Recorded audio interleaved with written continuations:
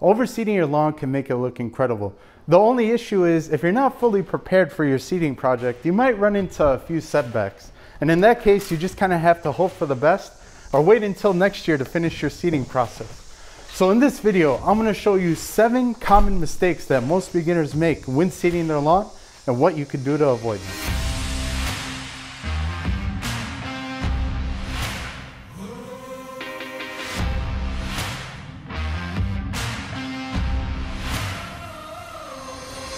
All right, so let's jump right in. The first mistake that we see people doing is not cutting their grass short enough.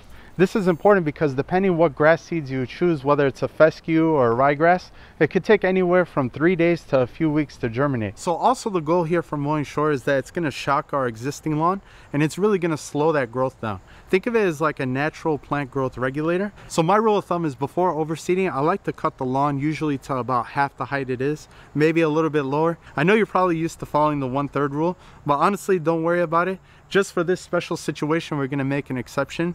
And your lawn might look a little yellowed afterwards and stressed out, but don't worry about it because as soon as we get that seed down, it's going to be completely transformed in just a few weeks.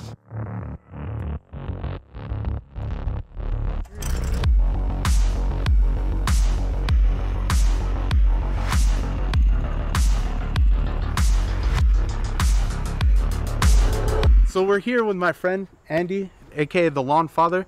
He's a newer YouTube on the scene right now. If you guys want to go check out his channel, he's got an awesome seeding project coming up. And we want to talk to you guys about the importance of roughing up your soil. Andy, I know that since you have a project coming up, what do you like to do? Do you like to aerate or dethatch, or what's your preferred method? I like to do both. So this year I'm going to dethatch my entire lawn. I'm going to do it 2 times. I'm going to go north and south, east and west to make sure I get all of that debris out of there. And then on top of that, I'm gonna core aerate everything. And what that's gonna do, just like you said, is that's gonna give me really good seed to soil contact. The cores that are sitting on top, the seed's gonna get the plant onto that as well as down into the holes that those cores leave behind.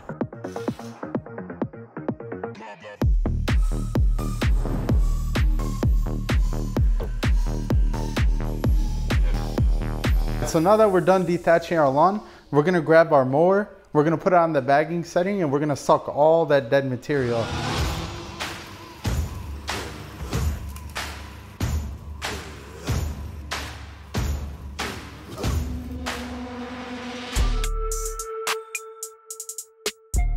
So another common thing we see people doing is tilling their soil before they seed. And you don't need to do that unless you're trying to do like major corrections to your soil's pH. So tilling could cause you a couple troubles in the future. Number one, it's going to disrupt how the water gets down into the ground. Anytime that you till, it kind of reorganizes the way that the soil settles. So it's going to re-cause compaction and water will actually sit on top of the soil rather than get absorbed fully. Not to mention, it'll also make your lawn bumpy. You know, on this channel, we're always talking about leveling our lawns, and by tilling our soil, that's just going to do the complete opposite. And over time, as it begins to settle, you're just going to have a whole bunch of lumps in your lawn. So instead, I like to use one of these. If you have a smaller lawn like mine, this is a manual aerator. I never recommend you get those hollow tine manual aerators because all they'll do is end up clogging on you, and it's going to cause you more headaches. This is a solid tine aerator. I like to put it into the ground and then wiggle it back and forth. This won't relieve compaction in your lawn, but it will get some air and water down deep into the root system. Not to mention, if you were to overseed on top of it, it'll increase your chances of having seed to soil contact. All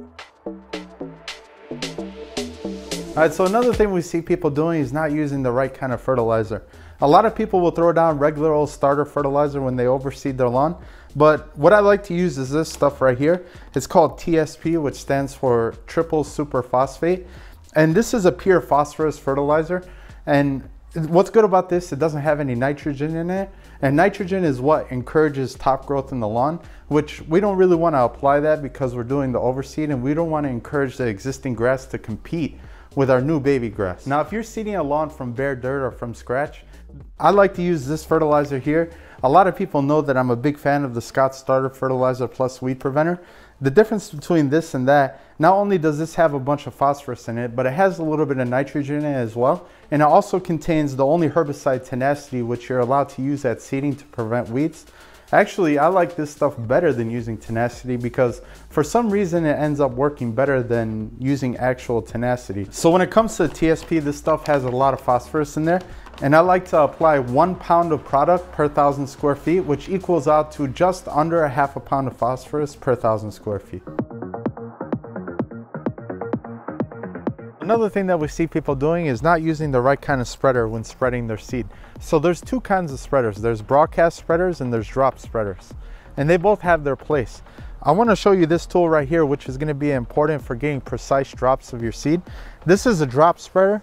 I bought it super cheap, like $5–10 bucks on Facebook Marketplace. It's pretty old, I'm not going to lie, but it gets the job done. So I recommend you guys pick up one of these.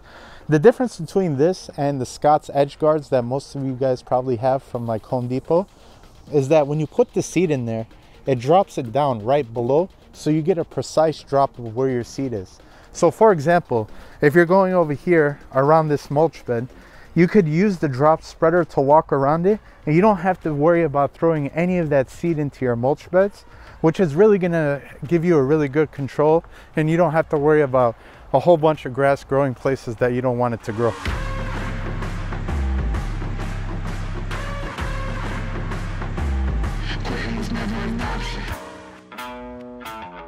All right, this next mistake might be a little controversial, but the way that I look at it is if we're putting all this time and effort into seeding our lawn, we need to do every single step to ensure that we have good germination, and that's rolling your seed in.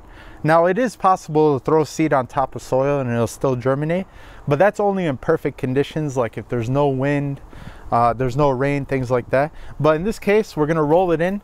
If you don't have a lawn roller, I recommend you go rent one. I know at my local Home Depot, it's only about $8. Me personally, I'm gonna use my reel mower, which has a rolling drum on the back, so we could get that seed down into the ground. We want to do that because having the seed directly into the soil is going to increase our seed to soil contact, which is essentially how the seeds are going to sprout. If you just loosely put the seed onto the soil, eventually it'll germinate, but it's going to take extra time to work its way down into the soil. And between then and now, you could have a rainstorm or you can have a lot of high winds and it could blow your seed away.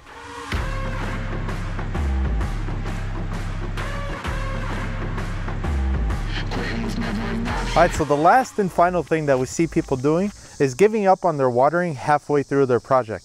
If you're gonna go through all this work and water for weeks and weeks, you don't wanna just stop last minute and then risk, the seeds not germinating, or even worse, your new grass dying. My preferred choice to water my new seed is this right here. This is the Hunter MP Stake, which is the first DIY professional above ground irrigation system. I made a video about it a few weeks ago. I'll link it up here if you guys wanna see it. But with this, you connect it to a Bluetooth controller and you could schedule times anytime you want your watering. So you just kind of set it and forget about it. If you're anything like me, you kind of don't like to come out here and hand water your lawn anytime. So this really streamlines the process and takes all the guesswork out of it. So we just went over a bunch of common mistakes that people make when seeding their lawn. But if you're looking for a more detailed step-by-step process, John Perry just released a new video. I'll link it up here if you guys want to check it out. Speaking of other creators, I want to give a shout out to all the lawn care YouTubers that are in our Facebook group. You guys have been doing an awesome job. We've been working nonstop together to bring you guys more engaging content and more valuable content. So if any of you guys are watching, thank you so much for everything you bring to the community. And any of the viewers that are watching, thank you so much for watching all of us week after week. We really appreciate it.